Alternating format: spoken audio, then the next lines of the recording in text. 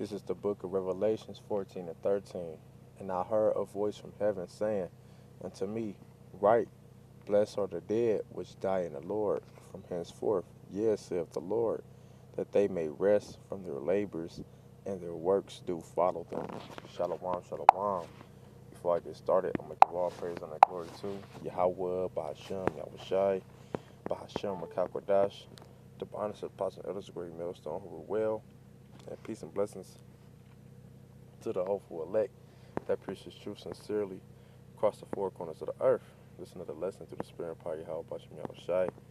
Lord willing, this lesson be edifying to the hopeful elect. You know, and the name of this lesson is a pattern of good works, which is that Titus, which is I'm going to pull out next. But that's what we are in this truth supposed to be doing, supposed to be maintaining, having that pattern of good works, man. You know, we shouldn't be in a slacking spirit, man. You know, every brother that's teaching this truth, everybody that's in this truth, supposed to be on fire in what they're doing. You know, in order to receive that reward, to receive that prize, to receive that victory in the name of Yahweh Bashem Yahushua. You know, but this is so like Titus chapter 2, verse 6. It say, young man, likewise exhort to be sober-minded. You know, sober spiritually first and foremost, man. You know, and part of being sober spiritually is applying wisdom and moving in the spirit. You know, it's not just the knowledge you have, but it's also the wisdom you have too, which is applying the knowledge that you know that the Lord blessed you with, man. You know, that's what complete wisdom is, man. You know, so it say in all things showing thyself a pattern of good works. So right, it says showing thyself a pattern of good works and doctrine, showing uncorruptness, gravity, sincerity. So right, this is a consistent thing being in this truth, man. You're supposed to constantly be teaching week in, week out, throwing these lessons up, you know, constantly rehearsing the righteous acts. You know, this is an everyday lifestyle. This is not just a weekend thing, you know, and this is not a thing you just do when you're on camera. You know, this is a lifestyle, man. You know, we're supposed to constantly move with wisdom too. You know, so we can have that pattern, so we could be able to maintain that pattern of having good works, man. You know, and certain weeks you may not be as on fire as other weeks, but it's about continuing, you know, getting back up, you know, and keeping that fire burning as much as you can, you know, because hey, we know what the reward is, that crown of life, you know, that victory, overcoming death, you know, the spiritual bodies, you know, that salvation, you know, which the whole world don't have, only the elect, you know. But I'm gonna read it in NLT. It say, and Titus 2 and 7 it say, and you yourself must be an example to them by doing good works of every kind. Let everything you do reflect in the integrity and seriousness of your teaching. Right. So there we go, man. Supposed to be having that pattern of good works, leading by example for others to follow. You know, it said let everything you do reflect the integrity of your teaching, right? Because this is a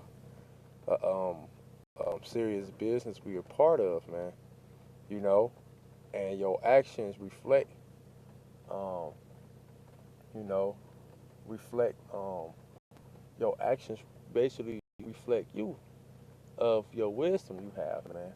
Because like I said, wisdom is applying the knowledge you know.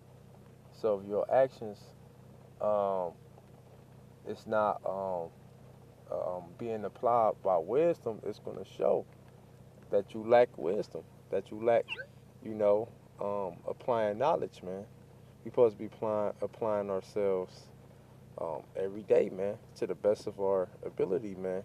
Not just for ourselves, but for other people, other men, to have that example to follow after, man.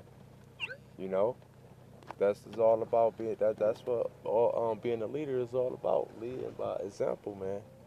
You know, and we're all role models of Yahweh Shem Shah. So these are um, um, uh, examples we're supposed to be setting up. You know, I'm gonna grab this. This is First Corinthians.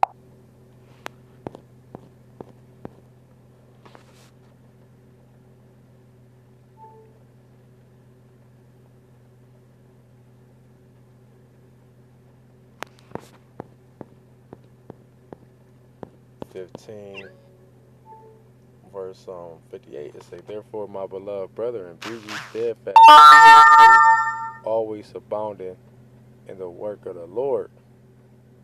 For as much as ye know that your labor is not in vain in the Lord," right? So this is a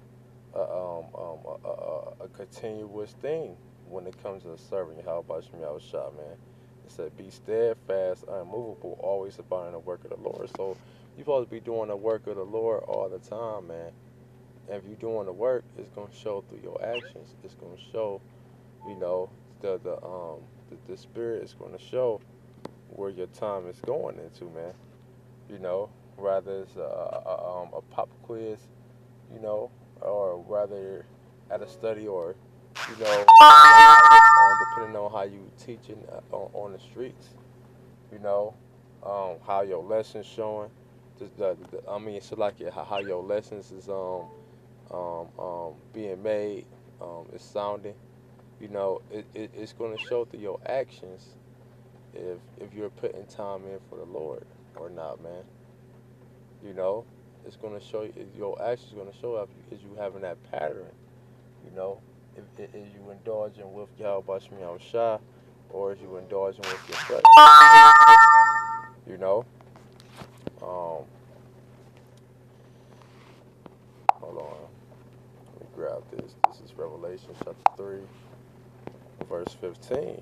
It say, "I know thy works, that thou art neither cold nor hot. I would, I would thou were cold or hot." So right, the Lord know the hearts of man, and the Lord say that He's going to reward every man according to his works.